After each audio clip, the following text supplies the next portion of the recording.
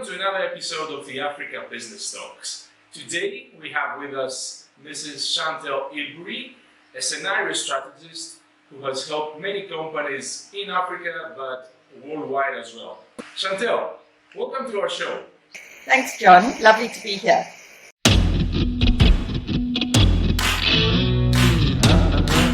Chantel, before we start, in order for our audience to know a bit better about you, tell us some things about your career.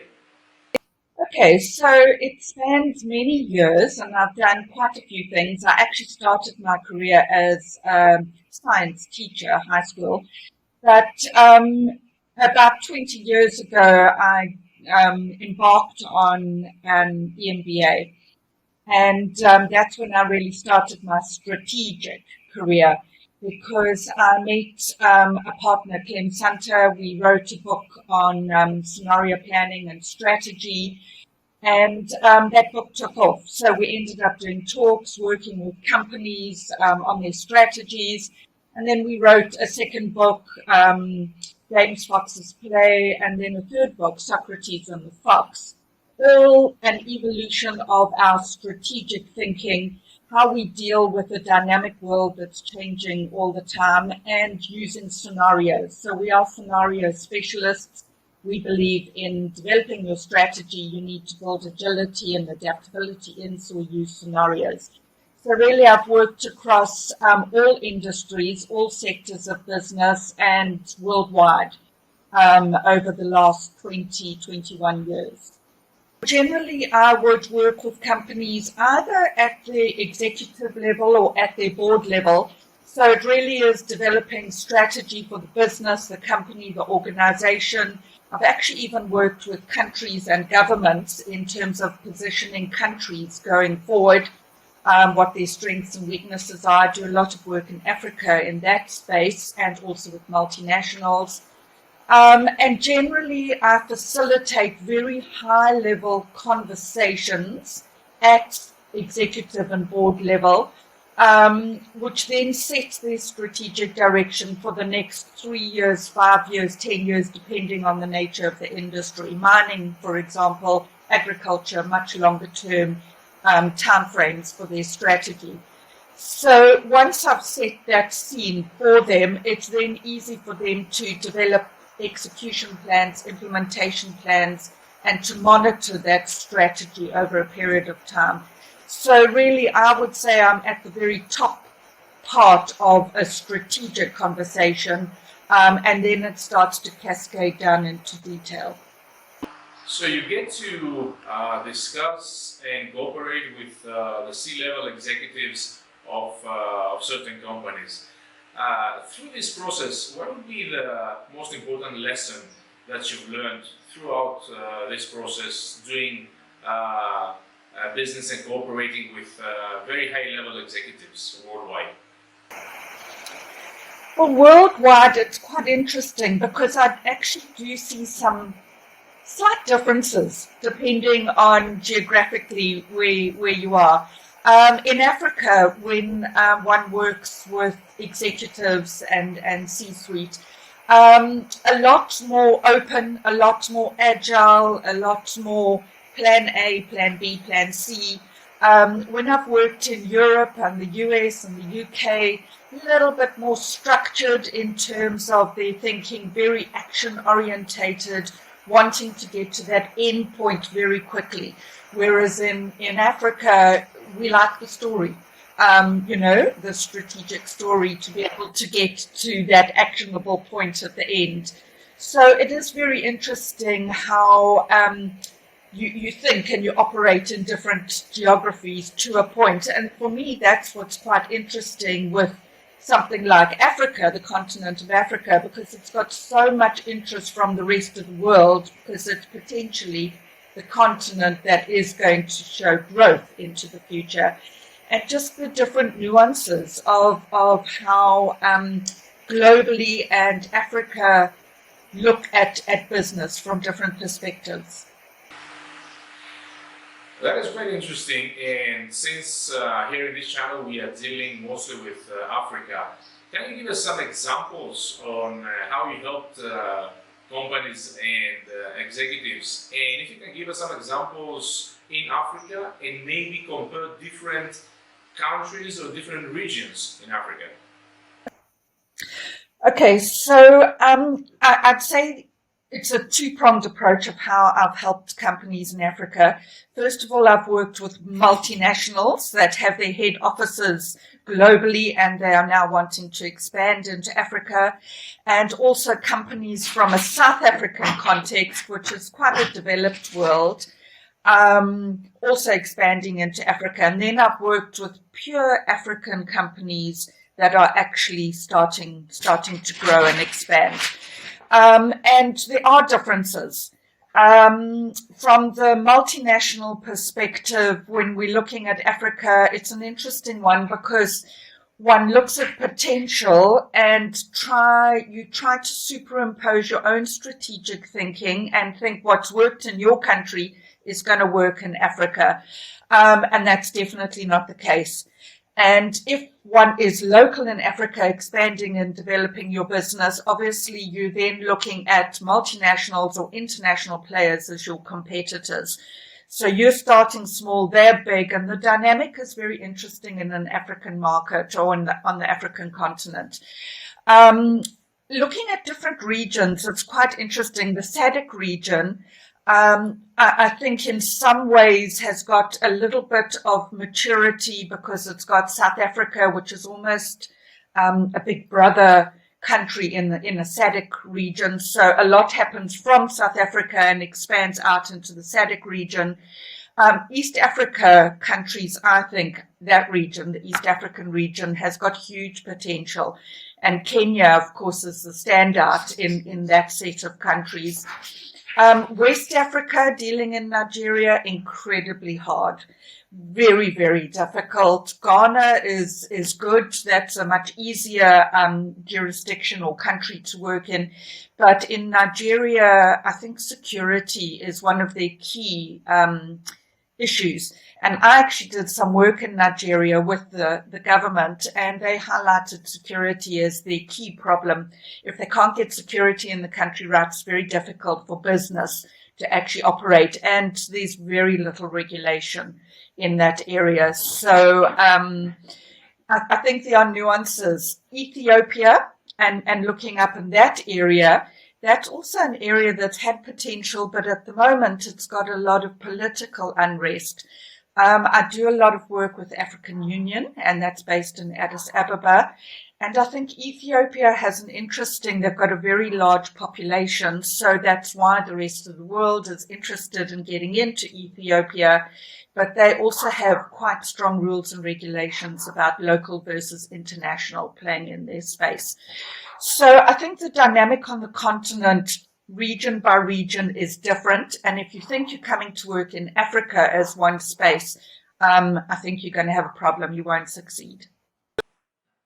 Chantel, talking about all these countries, would the same practices apply to do business in all of them?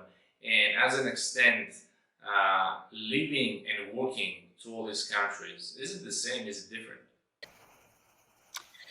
I don't think the practices are the same in each country. I don't even think they're the same within each region. And I think that's one of the things when you're looking at doing business in Africa, you actually have to understand each country, what the government within the country is, the politics in the country, the type of regulation that they are looking at. And I think it's a country by country basis.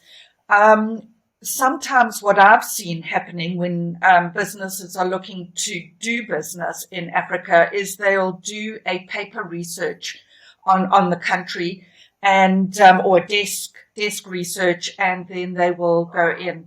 And I think that's a problem because it's what happens on the ground in that country that you actually need to understand.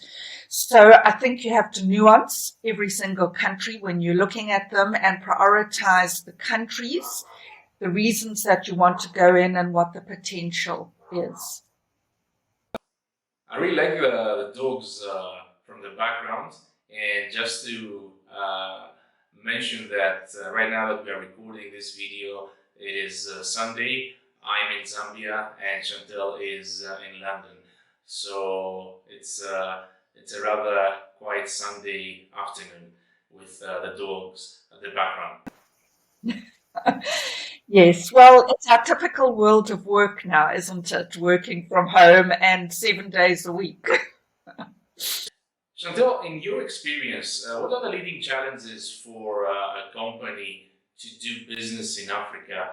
And usually, what are the pitfalls? What are the pros? What are the cons? Um, it's an interesting question, and I think the key challenge um, in doing business in Africa is, and I'm going to use a phrase, it's not for the faint-hearted. It's not as clear cut and regulated and stick to the rules as it is in perhaps other more mature markets, because a lot of the markets in Africa are growing and they're coming off quite low bases. They're coming off quite informal economies that are formalizing. So I think the challenge is understanding the dynamic of Africa. Obviously, with that dynamic comes huge potential. But just understand, be a little bit more agile, a little bit more flexible. And I would say probably the key pitfall at the moment is it's very difficult to foreign exchange, and the financial side of Africa is again still quite immature and needs a maturity attached to it. So I think that there are pitfalls in some countries in Africa in terms of getting your money out if you're an international player. And I think even for companies in the mining sector, because Africa is very resource-based, sometimes some of that money gets taken out of the country, and there's a lot of rules that Africa is now starting to impose around resources, because it's not just about extraction of resources, it's about beneficiation in country. So I think as Africa is becoming more mature in its own business dealings and understanding its own strengths, it's going to become a lot easier to work in Africa, but it's not going to be an extraction process as it has been in the years past.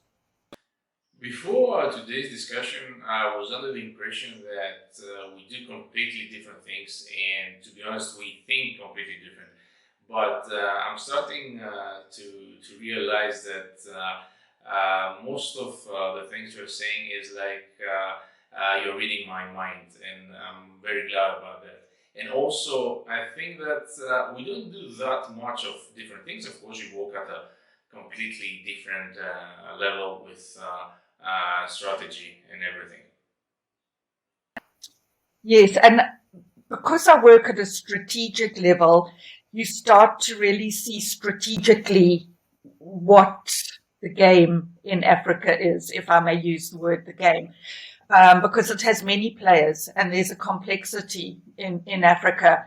So, when one is operational, that certainly has its own dynamics. But when you're looking at a high level strategic view, you actually start to see really what the barriers, the challenges, and the opportunity is in these different countries.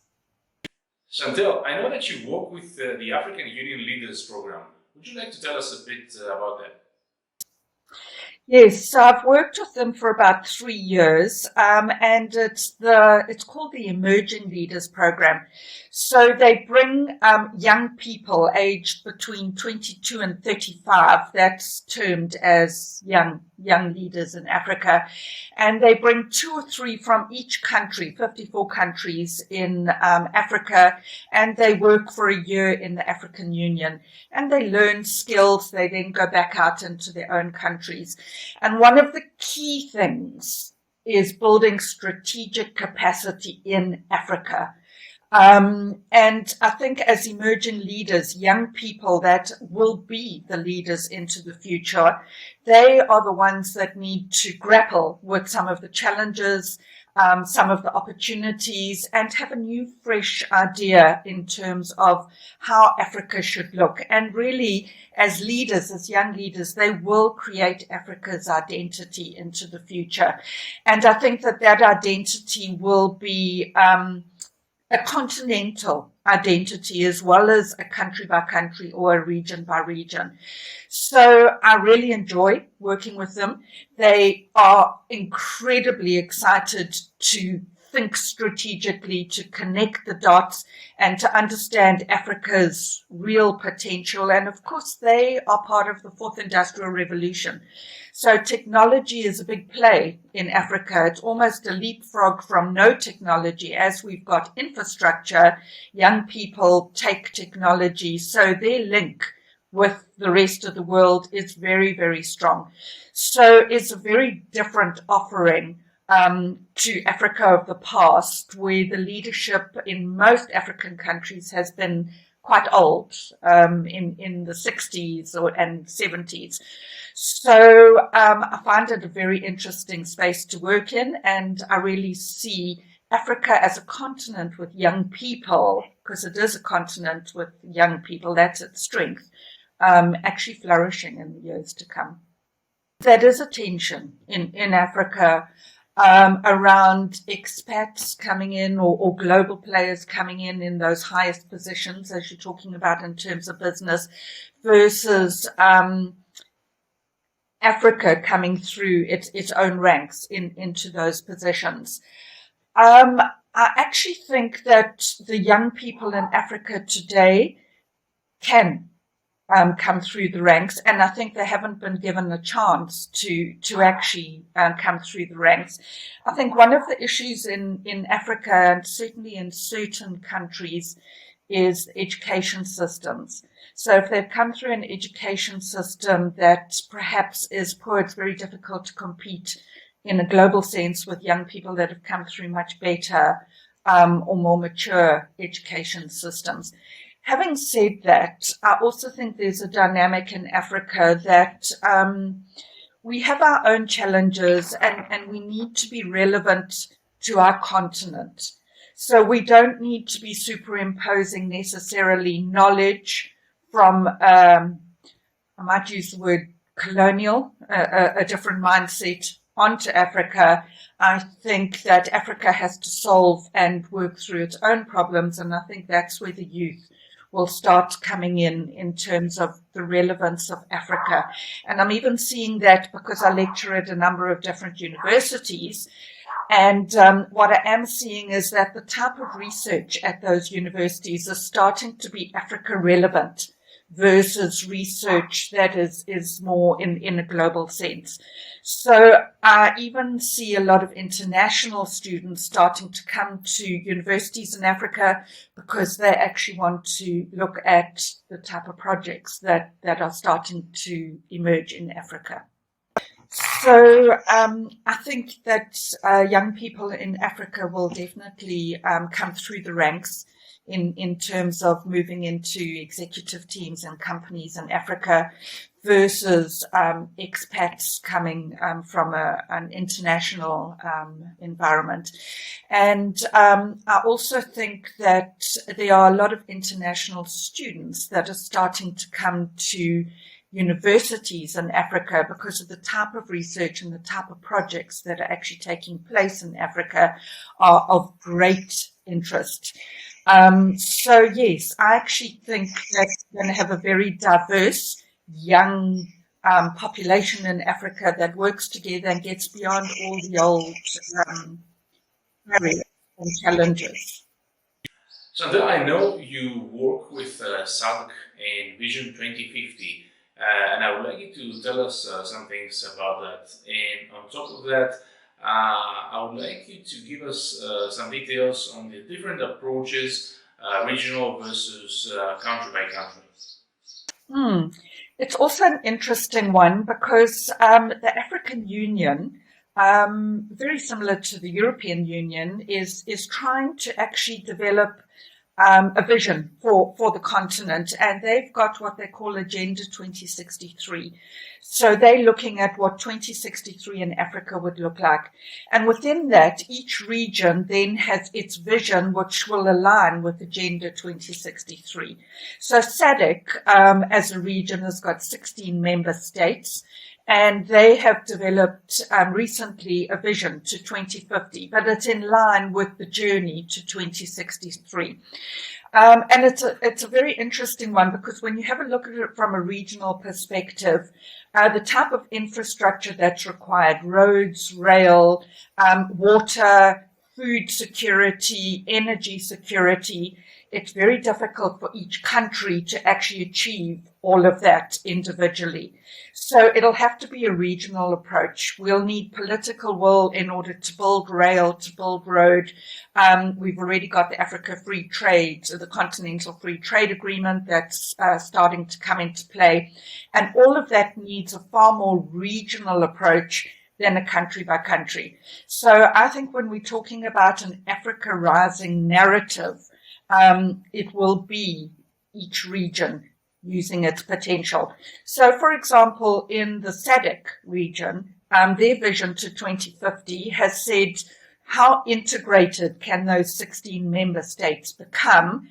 And secondly, what are the 5 capitals that each country has?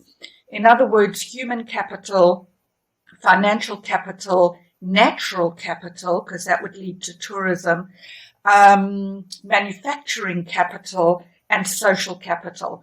So if you have a look at the region in, for example, SADC, there's a huge play for tourist sector. It's a long haul destination, so you want to make use of the whole region. When you're looking at manufacturing spots and industrialization, you're going to look where there is electricity, where there's energy, and where there's water. And then, of course, from an agricultural perspective and food security, you would also look with climate change as to where those best spots are going to be. So that's what I mean by a regional view. And that's where SADC has started to say, can they get that integration and optimize as a region, because then the region can play competitively with the rest of the world. Whereas country by country, they won't be able to do it. Except, John, just one country that I do find does have everything is Zambia. Outside of the fact that they are very dependent on copper, copper is a big resource there. They have water and electricity and arable land for agriculture. So it really is, it's a little gem in terms of the food, energy, and water nexus. So I usually get the answer that it is Rwanda or Ghana or Botswana. But it's the first time I'm hearing about Zambia as a hidden gem. Good. Yes, I think it's got huge potential going forward, and it's had some changes. So I think, yes, you're in the right place. Having said about the regional approach, let's say a company that wants to expand in Africa wants to start grouping countries or regions in order to help them to construct a better strategy, a better plan. What would be the best practice doing that? Again, that is an interesting question, because it's not ever one size fits all. And so if you were looking at grouping as a set of countries, or if you were strategically wanting to expand into Africa, would you look at the region to expand into, or different regions? So I suppose if I was looking at East Africa, I would say, okay, would I want to be based in Tanzania, or would I want to be in Kenya, or would I want to be in Rwanda? They each have different dynamics, and I think that one would have to look at the region itself and say, right, I think the business in this particular case, if it's a technology business, I'd probably maybe base it in Rwanda, because that's their sort of vision into the future, to be a technology base.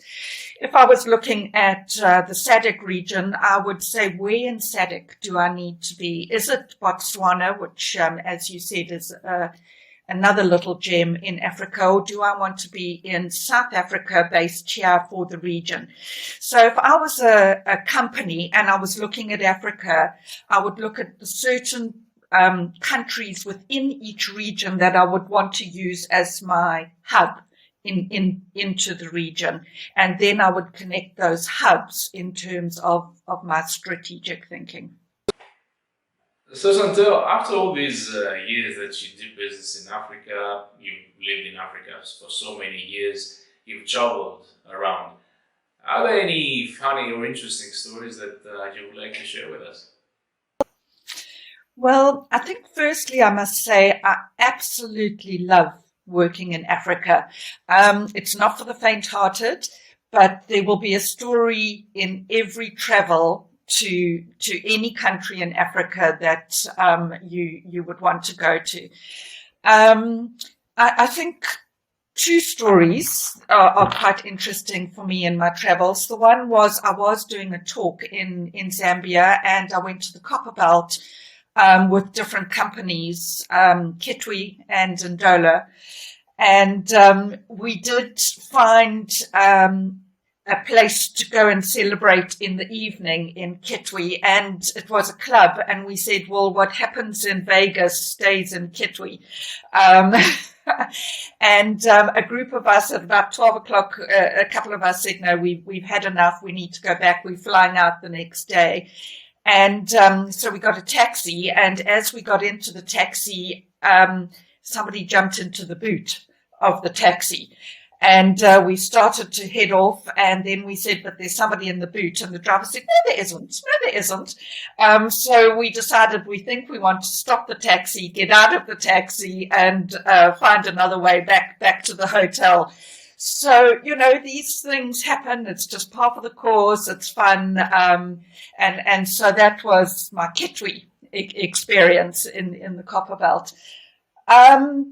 Another experience I think that's quite interesting is in Rwanda when I was in Kigali, and I had to get to a meeting, and the traffic, as you know, in Africa, the traffic is very difficult, and I was very late for the meeting. So I decided to try one of the motorcycle taxis, because, you have taxis, you have buses, you have motorcycles.